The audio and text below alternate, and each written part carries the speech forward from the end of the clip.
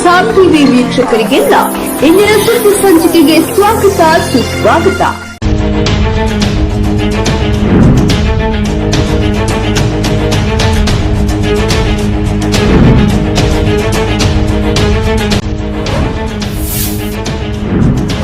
कल्पना कीजिए, एक ऐसा देश जो पूरी दुनिया में अपने सख्त कानूनों और रहस्यमयी शासन के लिए जाना जाता है, वही उत्तर कोरिया, जहां लोकतंत्र का नाम लेना भी गुनाह माना जाता है। वहां की धरती पर अचानक एक ऐसा आयोजन होता है जिसने पूरी दुनिया का ध्यान खींच लिया। उस दिन उत्तर कोरिया की राजधानी प्योंगयांग की सड़कों पर सन्नाटा था, लेकिन एक विशेष हॉल के भीतर फूलों से सजी एक तस्वीर के सामने मौन साधा गया था। तस्वीर थी भारत रत्न, संविधान निर्माता, समता और मानवता के सबसे बड़े योद्धा डॉक्टर भीमराव अंबेडकर जी की। और सबसे चौंकाने वाली बात यह थी कि श्रद्धा सुमन अर्पित करने के लिए स्वयं उत्तर कोरिया के सर्वोच्च नेता किम जोंग उन मौजूद थे। तो जय भीम दोस्तों।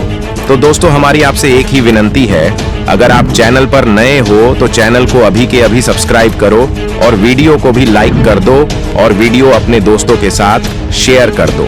और हाँ, अगर आप इस वीडियो को अंत तक नहीं देख सकते तो अभी वीडियो को छोड़ दे।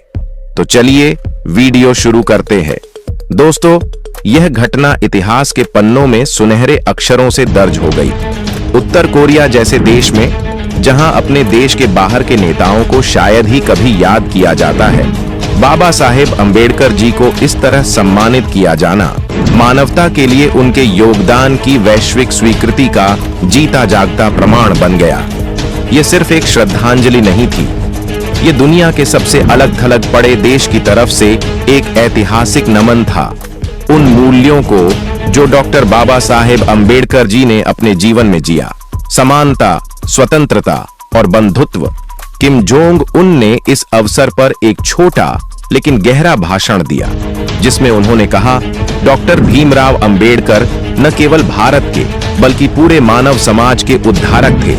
उन्होंने सदियों पुराने अन्याय को चुनौती दी और एक ऐसा रास्ता दिखाया जो पूरी मानवता को सम्मान और गरिमा के साथ जीने का अधिकार देता है। आज हम उत्तर कोरिया में भी उनके आदर्शों को सलाम करते हैं। इस आयोजन की तैयारी कई सप्ताह पहले से शुरू हो गई थी।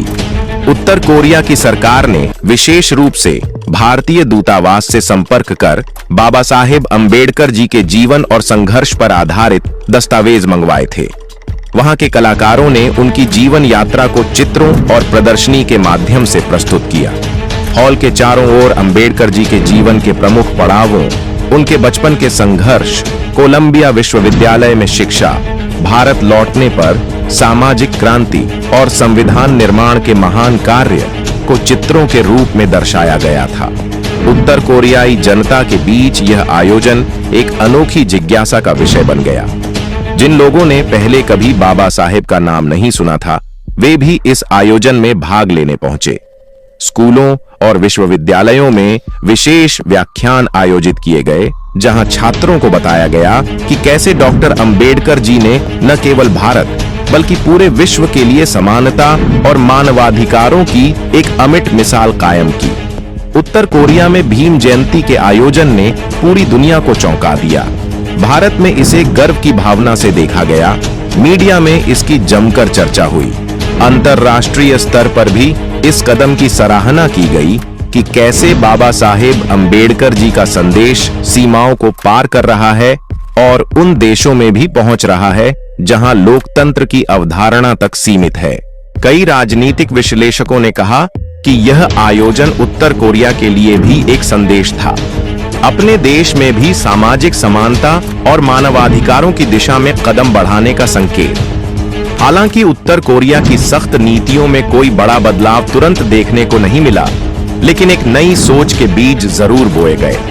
दुनिया के अलग अलग हिस्सों में रहने वाले अंबेडकर अनुयायियों के लिए यह गर्व और आश्चर्य का पल था।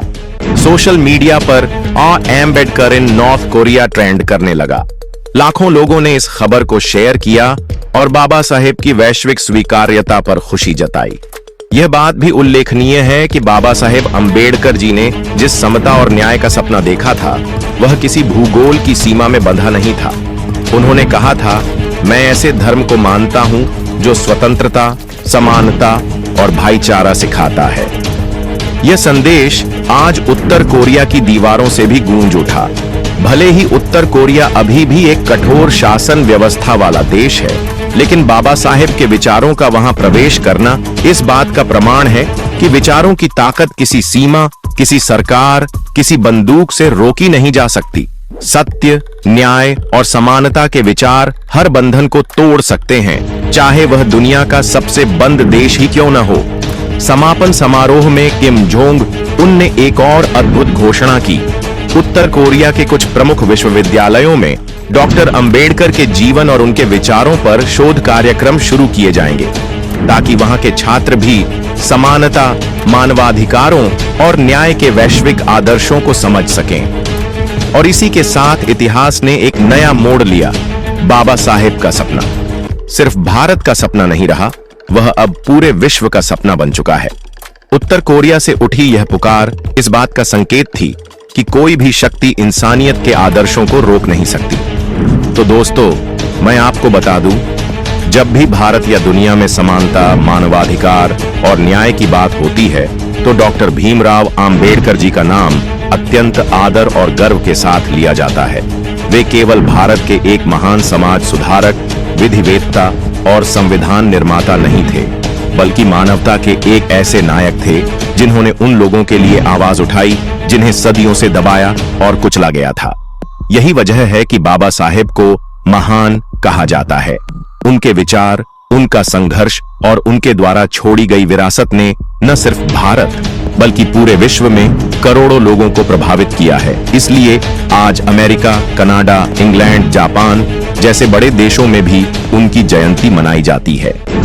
बाबा साहेब आंबेडकर जी का जन्म 14 अप्रैल 1891 को एक दलित परिवार में हुआ था।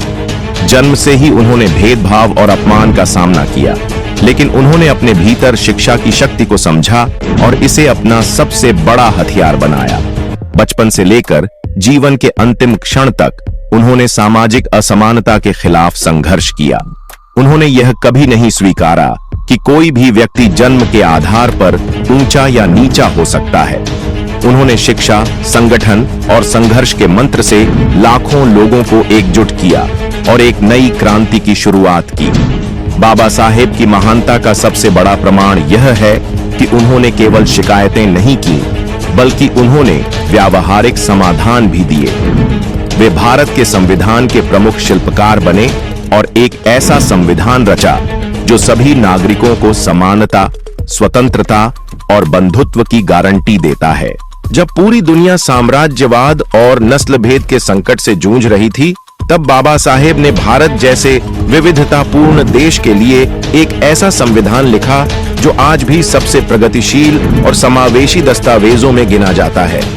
यह संविधान सिर्फ कानूनों का संकलन नहीं है, बल्कि यह बाबा साहेब के सपनों का दस्तावेज है।